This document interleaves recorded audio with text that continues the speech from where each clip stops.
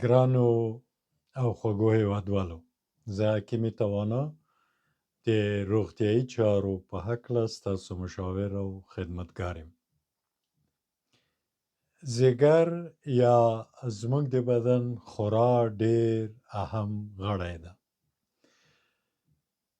ځینې انسانان هره ورځ خپل ځیګر ته تاوان اړوي او هغه ناروغۍ خواته کاږي. ډېر خواړه خوري، له حد نه زیات غوړ خواړه خوري، رنګه اوبه له کیمیاوي توکو سره څښي، له کیمیاوي رنګونو سره، الکول څښي او داسې نور. راځئ داسې څه وکړو چې ځیګر ته نه تنها تاوان ونه رسوو بلکې هغه ته ګټه ورسوو. ډاکټر باوهوفه یو ډېر نومیالی مشهور جرمن ډاکټر ده، ډېر مهم څېړونکی ده. هغه یوه نسخه لري د جګر د پاک کولو لپاره چې زه یې تاسو ته په ډېر اسانه او پښتو ژبه باندې توضیح کوم او تاسو ځیګر په یوه یا دوه هفتو کې په کامله توګه پاکیږي.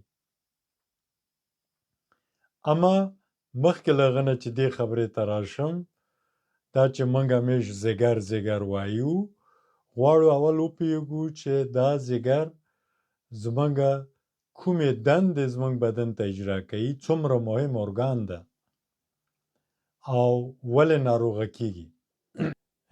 ډاکټر باوهوفه همدغه نومیالی مشهور جرمن ډاکټر د جګر نقش او برخه په بدن کې د مرکزي ریل استیشن سره مقایسه کوي او وایي چې همدارنګه چې په یو مرکزي ریل استیشن کې د ریلونو د حرکت تګ او راتګ، د ریلونو 4 ساعته د تګ او راتګ پروګرام، د مسافرینو تګ او راتګ او د هغوی ځای په ځای کول، هغوی ته د ټکټ خدماتو ورکول او د دې مخنیوی چې ریلونه یو بل سره ټکر ونه کړي او پروګرام یې ګډوډ نشي او باعث د ټکر نشي، دا ټول په یو مرکزي ریل استیشن کې تنظیمیږي. همدغسې یو نقش، یو سهم جګر زموږ په بدن کې لري. یعنې زموږ ټول بهیرونه د بدن د جګر نه تنظیمیږي، بخصوص د هضم په برخه کې. چې موږ خورو یا څکو یا حتی تنفس کوو، چې هغه ټول بدن ته داخلیږي او جګر په دو باندې کار کوي او دا تنظیموي.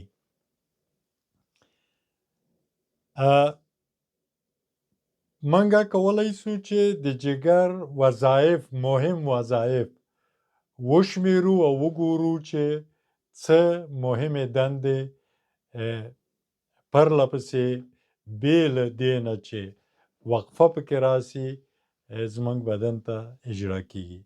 میتابولیزم یعنی د بدن د هضم، د جذب او د دفع جریان چې دې ته میتابولیزم وایي، دا غټه برخه یې، مهم نقش پکې جګر لري او غټه برخه یې په جګر کې انجامیږي، اجرا کیږي.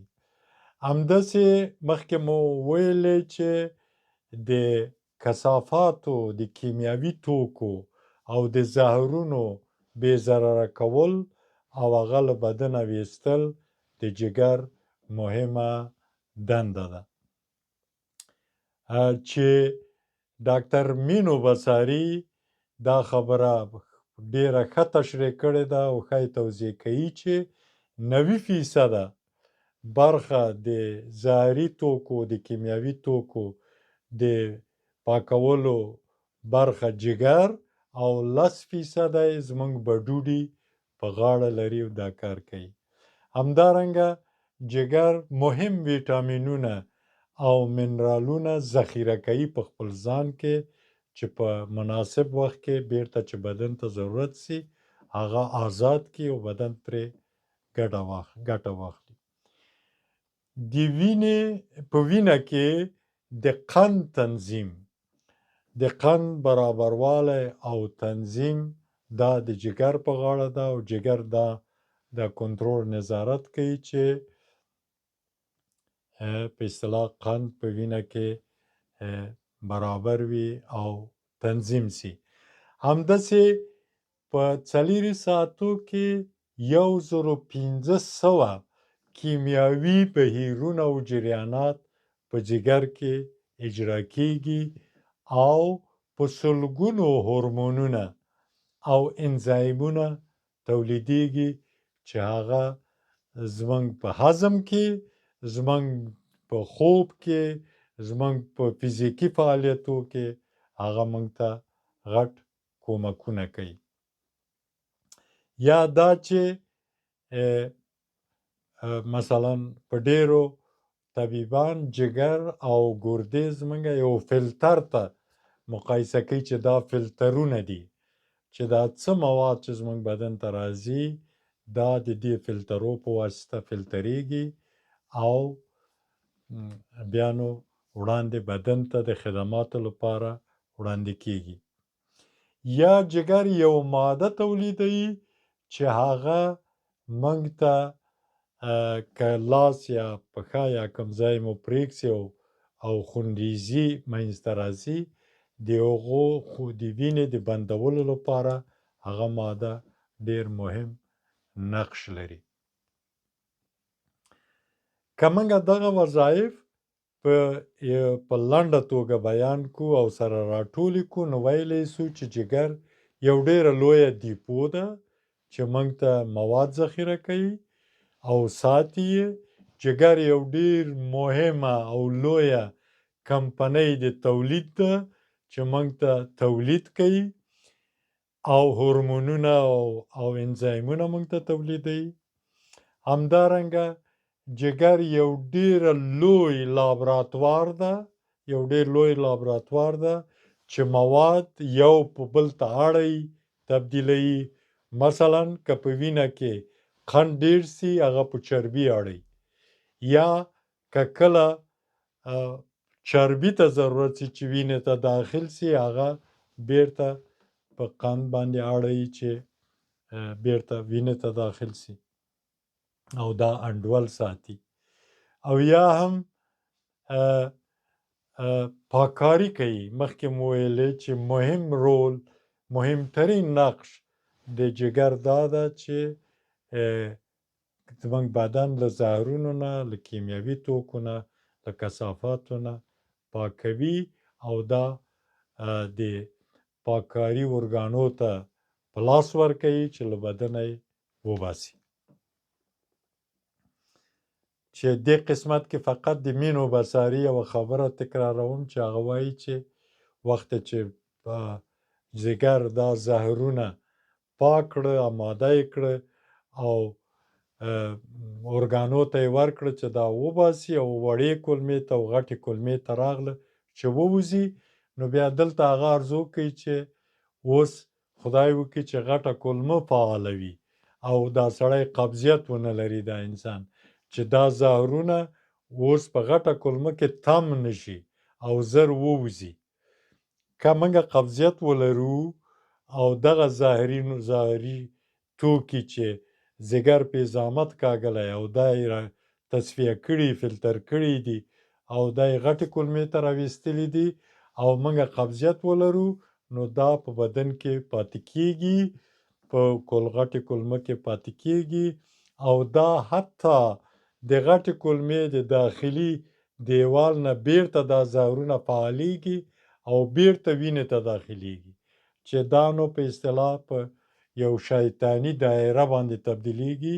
په دې خاطر موږ باید تلاش وکړو چې زموږ غټه کولمه همیشه فعاله وي او تشناب ته لاړ شو چې په دې ارتباط ما جدا ویډیوګانې جوړې کړې دي.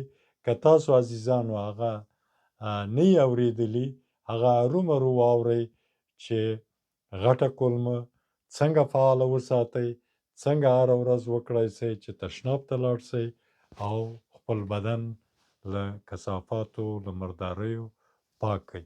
هغه ارومرو وګورئ.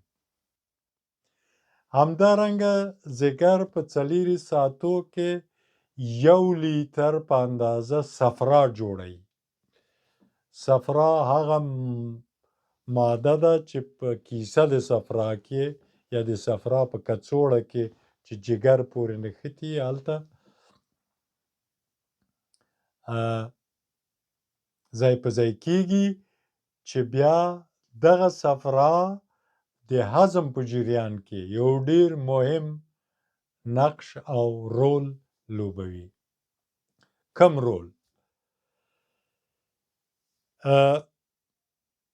اصل موږ که غوړ شیان وخورو یا غوښې وخورو چې هغه ډیره برخه یې غوړي دي، پټ غوړي لري په غوښه کې.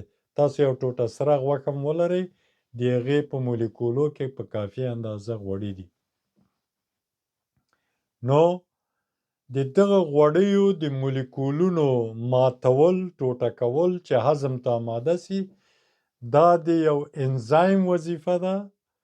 یو ماده ده چې هغه ته لیپاز وایي او دا د موږ په پانقراس کې موږ یو ارګان لرو د معدې لاندې چې د هغه نوم پانقراس ده، عربي نوم ده. موږ خپله ورته کوم خاص نوم نه لرو. نو دا پانقراس دا لیپاز جوړوي او دا لیپاز دغه مولیکولونه میده کوي.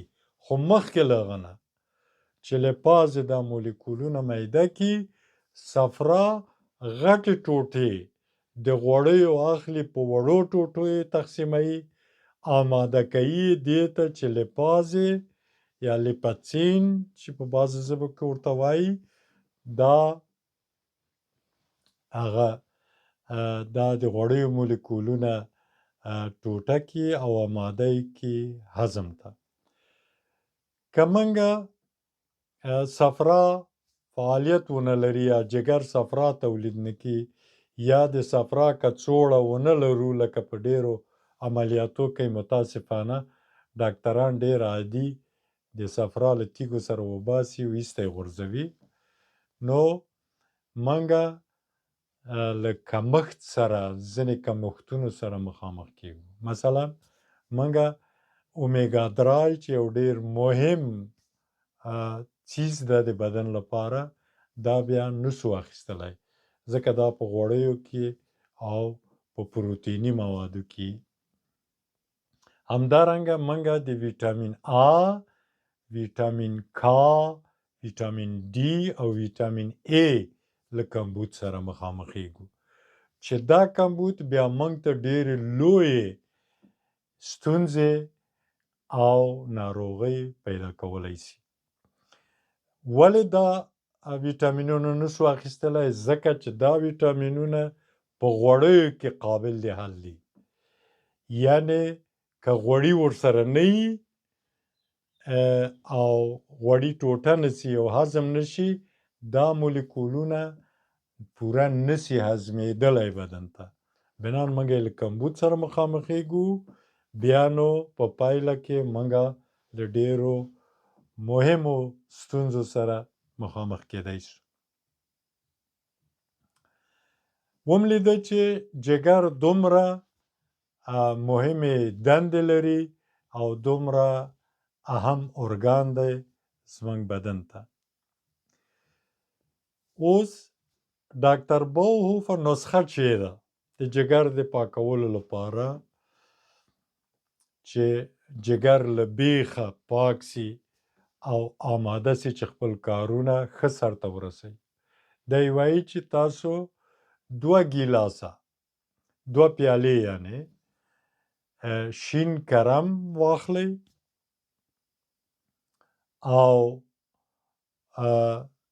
1 پیاله تور توت چې دلته ورته بلاو بیرن وایي په جرمني ژبه.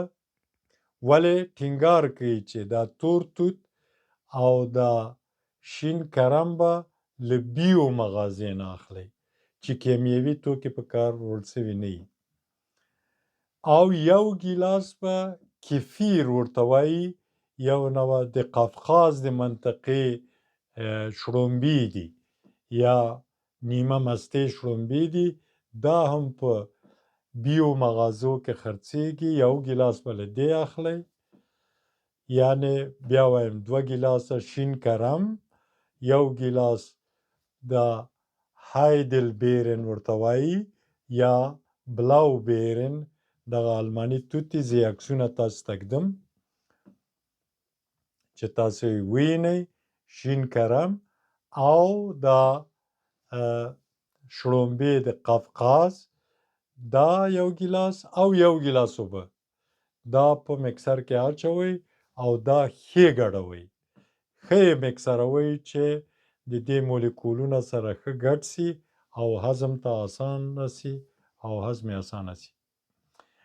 ډاکټر باوهوفه وایي چې که تاسو دغه پروسه 2 هفتې یا زیاتره په دوامداره توګه دا تاسو عملي کړئ، تاسو جگر به همیشه پاکي، همیشه به له چربي پاکي او همیشه به له کیمیاوي توکو له زهرونو نه پاکي او تاسو ته به بهترینې دندې اجرا کوي چې مخکې مو وشمېرلې.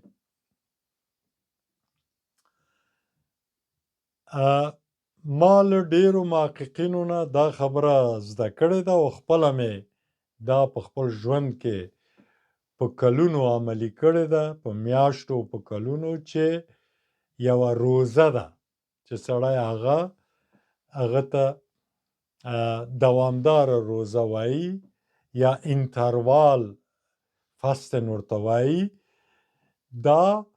دا روزه سړی 8 ساعته په 40 ساعتو کې 8 ساعته غذایي مواد خوري، 14 ساعته یې نه خوري. ولې په دې 14 ساعتو کې اوبه څکي، چایونه څکي، طبیعي چایونه، اوبه پرېمانه څکي، د لیمو اوبه څکي، صرف خوراک نه کوي. 8 ساعته خوراک کوي، 14 ساعته خوراک نه کوي. اوس دا زه تاسو ته توضیح کوم چې دا طریقه ډیره مهمه طریقه د پاککاري دی، نه تنها د جگر بلکې د ټولو ارګانو ده. زموږ معده، زموږ وړه کولمه، زموږ غټه کولمه، زموږ ګردې، زموږ جگر، دا ټول زمینه پیدا کوي چې ځان پاکي په دې روزه کې. دا روزه څنګه عملي کیږي زه تاسو ته توضیح کوم. تاسو له 9 بجو د سهار نه تر 15 بجو د مازدیګره پورې تاسو خپل غذایي شیان خورئ. مثلا 9 بجې خپله سهارنۍ خورئ. سهارنۍ البته که صحي سهارنۍ ولرئ ډېره به ښه وي. 10 بجې همداسې اوبه څښئ، د لیمو اوبه څښئ، بیا مثلا خپل سبزیجات خورئ، د غرمې ډوډۍ خورئ. بیا هم که بیشتر سبزیجات، پاخه سبزیجات وخورئ، د تاسو صحت ته به لویه ګټه ورسیږي. او همداسې تر 5 بجو پورې، یعنی آخرینه خپله ډوډۍ او خواړه په 15 بجو د مازدیګر خورئ. طبعا تر دې وخته پورې میوه هم 1 کرت 2 کرته په دې فاصله کې خورئ تر 15 بجو. دا 8 ساعته سوه، یعنې له 9 نه تر 5 پورې تاسو 8 ساعته شیان وخوړل. 15 بجې نور خوراک بسوئ، ولې څښاک کوئ. تاسو څښل کوئ تر مثلا 8 نیمو بجو پورې. بیا پس له هغه نه څښل هم نه کوئ، ځکه چې تاسو بیا له خوبه تشناب ته راجګوي او خوب هم خرابېږي. په 10 بجو تاسو خپل خوب تنظیموئ او طبیبان وایي، څوک چې د صحت لپاره په کلونو تحقیقات کړي دي، هغوی وایي چې کوشش کوئ چې په 10 بجو ویده سئ، ځکه زموږ په بدن کې یو ساعت ده، هغه ته یو بیولوژیکي ساعت ده، هغه موږ او تاسو 10 بجې آماده کوي خوب ته او تاسو په یو وخت کې ویده کېږئ. داسې مه کوئ چې یو کرت 8 بجې د شپې ویده سئ، یو کرت 1 بجه د شپې. دا کار محققین غلط بولي او ډېر مضر بولي بدن ته. وایي چې په 1 ساعت کې ویده کېږئ. ښه 10 بجې ویده سوئ، تر سهار 5 بجو یا 6 بجو پورې تاسو ویده یاستئ او وخت چې له خوبه راپاڅېدئ طبعا تاسو پس له دې چې مو خلاص هم پرېمینځ عبادت هم وکړ، بیا نو په نورو ویډیوګانو کې ما ویلي دي چې تاسو اول چې کار چې کوئ ګرمې اوبه له لیمو سره وڅښئ او یو قاشق عسل هم پکې اچوئ. دا د منګه د هضم ارګانو ته ډېره لویه ګټه رسوي. وخت چې دا کار هم وکړ، بیا تر 9 بجو پورې خپل چایونه د ادرکو چای، د زنجفیلو چای، د ګل بابونه چای یا همدغه د لیمو اوبه دا څښئ، ولې خوراک نه کوئ.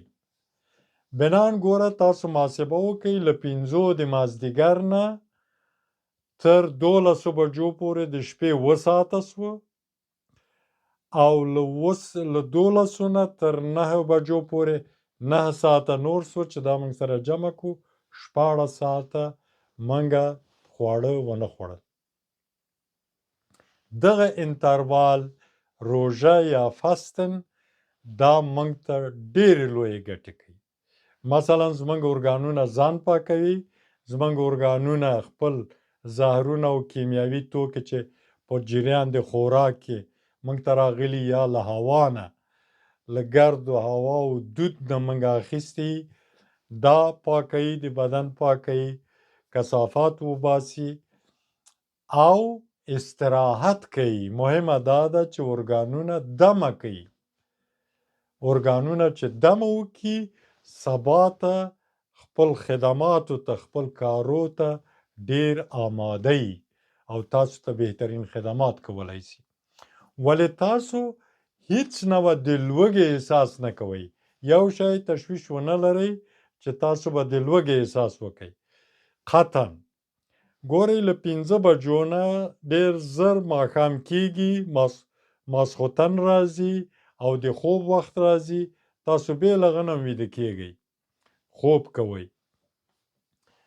8 ساعته یا 9.5 ساعته یا 7 ساعته خوب کوئ چې له دې نه باید کم نه وي، ځکه چې بدن دومره خوب غواړي.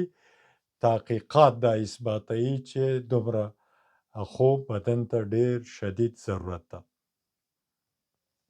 او سهار چې تاسو جګ سوئ دغه اوبه چې تاسو څښئ دا په معده کې چې کوم اضافي تیزاب راټول سوي او دا باعث د تحریک د لوږې کېږي، دا تیزابونه لاندې وړي، بنان تاسو قطعا احساس د لوږې نه کوئ. یوه ډېره مهمه بله ګټه دا ده چې د تاسو پوستکی ډېر تازه پاتې کېږي، د تاسو ویښتان له منځه نه ځي او هغه سالم پاتې کېږي، د تاسو نوکان ډېر سالم پاتې کېږي، غاښونه ډېر سالم پاتې کېږي، هډوکي ډېر سالم پاتې کېږي د دغه روزې په نتیجه کې. او دا روزه هیڅ مشکل نه لري. او رښتیا یو ډېر مهم شی چې د تاسو وزن راټیټېږي، د تاسو وزن راټیټېږي، تاسو چربي د بدن ایسته کېږي او د ټولو مهمه دا ده چې تاسو د ځیګر چې چربي نیولی دا چربي ایسته کېږي او جگر له مشکله خلاصېږي. که جگر چربي ولري خطر د سیروز د جگر د مریضګانو د هپاتیتس وجود لري چې هغه جگر ته ډېر خطرناک مریضګانې دي، ډېر خطرناکه مریضي ده. نو دا روزه هم ډېره مهمه ده. اوس تاسو ته 2 نسخې وویلې شوې، جگر معرفي سو، د هغې دندې وویل سوې، د هغې اهمیت وویل سو او د ډاکټر باوهوفه نسخه چې هغه تطبیق کوي. زه عکسونه د هغه توتانو، د هغه شین کرمو، د هغه شړومبو د قفقاز ټول تاسو ته ږدم چې تاسو هغه پیدا کړئ په اسانه توګه ځان ته یې جوړ کړئ او دا روزه ونیسئ. تاسو په دې عقیده او باور ولرئ چې تاسو به اصلا که دغه کارونه وکړئ ډاکټر تاسو نه ځئ، تاسو نور نه مریضیږئ. خوږو هیوادوالو، که زما ویډیو تاسو ته جالبه وه او مهمه یې بولئ، هغه لطفا سبسکرایب کړئ، تایید یې کړئ، ملاتړ یې وکړئ، د زنګ علامه ووهئ او خپلو عزیزانو او دوستانو ته یې ولېږئ چې ډېر انسانان ترې ګټه واخلي. همدارنګه همغه معروفه خبر بیا تکراروم چې روغتیا پادشاهي ده او ساتل یې پر موږ واجب دي. فقیرو بېوزلو هیوادوالو ته بخصوص چې دا اوس سیلاوونه په بغلان کې او په غور کې راغلي دي او په سلګونو او په زرګونو انسانانو صدمه لیدلې ده، کومک د انسانانو ته مه هېروئ. دا ډېر محتاج انسانان دي او مستحق د کومک دي او موږ او تاسو چې هر څونه کومک کولی سو لږ یا زیات باید صرفه ونه کړو. د تاسو له توجه نه مننه.